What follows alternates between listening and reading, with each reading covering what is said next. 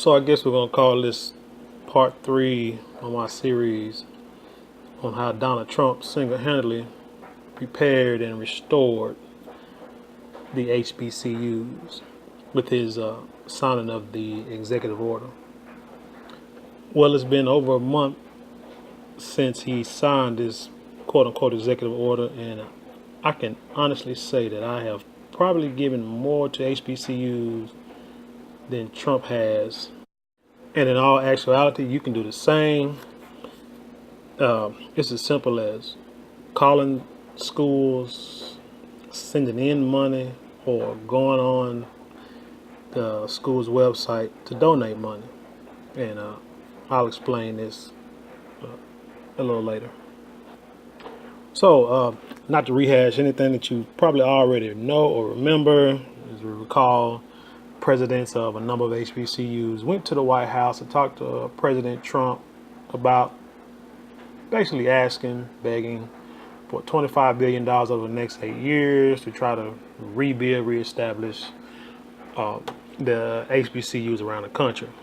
And in a photo op, Donald Trump was shown to have signed an executive order to place all HBCU problems and issues at the top of his list, to where all problems go directly to the executive office and not through any educational boards or any other kind of board that past presidents have created in order to resolve these issues. It made national news, probably made international news too. It was a nice photo op for that day. A little controversial with the white girl sitting on the couch like she didn't respect anyone in the room of color, because it was a room full of black men and women, but that's another story.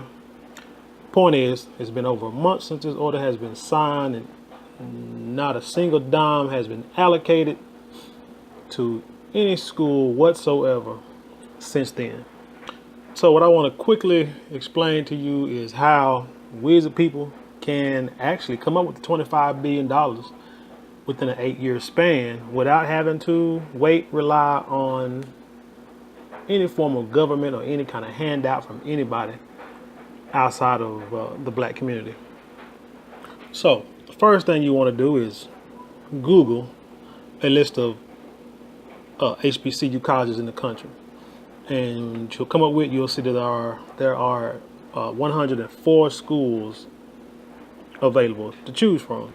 And once you click on these websites, or click on each individual website for the school, you will find a tab where it will ask you to donate money to these schools. I will show you an example on how to do this, but for right now, I just would like to break down some numbers so we can see how easy this $25 billion can be accomplished by our own people. Now, according to a 2015 census, there are approximately 45.7 million African Americans in the United States. Out of that number, about 31.7 million are employed from the age of 16 on up.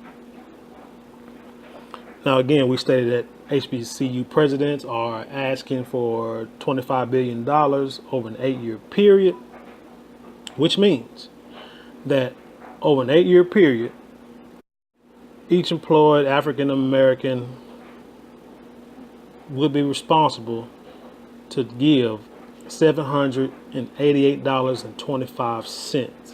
Now, again, that's over an 8-year period. Which if you break that down, it will come to $98.53 per person per year. If you want to break it down even further, that will come to $8.21 per person per month. And if you want to break it down even further and to get real silly with it, that's 27 cents per day per person over an 8-year period. Now, when I read that, it made me think about all the commercials I saw about the poor people in Africa and how Sally Struthers would tell you to give 52 cents a day.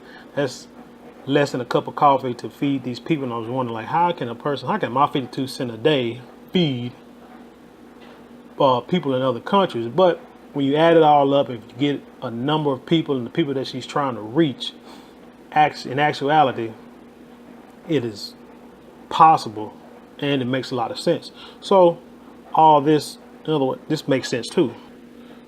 Now, what if you do not know which school you want to donate to? Well, my suggestion would be to give to all 104 schools, because that would be broken down. If you break that down, that would be 13 schools per year, which means you would give each school $7.58. Now again, we're talking 31 million African American people giving $7.58 per school. Once you reach that, that would mean that every HBCU in the country would get an equal amount of money, and it will add up to the $25 billion that's been asked for. Me personally, my money would be going to a local HBCU because it is very small. There's not a lot of students that go to the school, and I would feel that my money would best be served with that school there. But with that said, this is where the accountability checklist must be put into play, because recently there have been articles that have been written about a few HBCUs that are going through controversies and scandals dealing with funds and alumni and board members, to where money is not being allocated correctly. Programs are starting to be shut down, and there's a lot of favoritism and things of that nature, and decisions that are being made by people in power and positions that are causing these schools to be run down and nearly shut down, to where you have to, I guess, ask for this money from the government. Now, I'm not going to go into detail. What I'm going to ask you to do is go online and research it. Look at it yourself. Look for it yourself.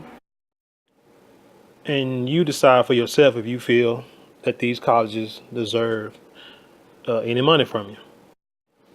Because, truth be told, you really don't want Donald Trump or the government financing any HBCU at all. I mean, you have to remember that these guys are businessmen. They made their money through business. So anything that they put their money to is going to be an investment.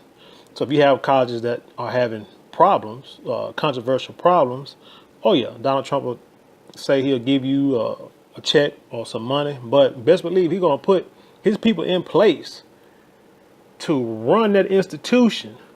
And it's quite possible that he's either going to run it into the ground, or he's going to run it a way that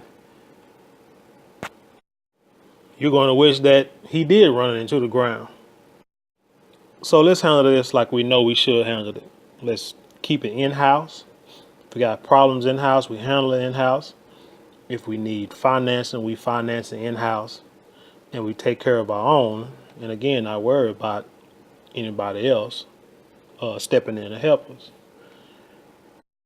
Oh, and one last thing I forgot to mention with all the number crunching that I did.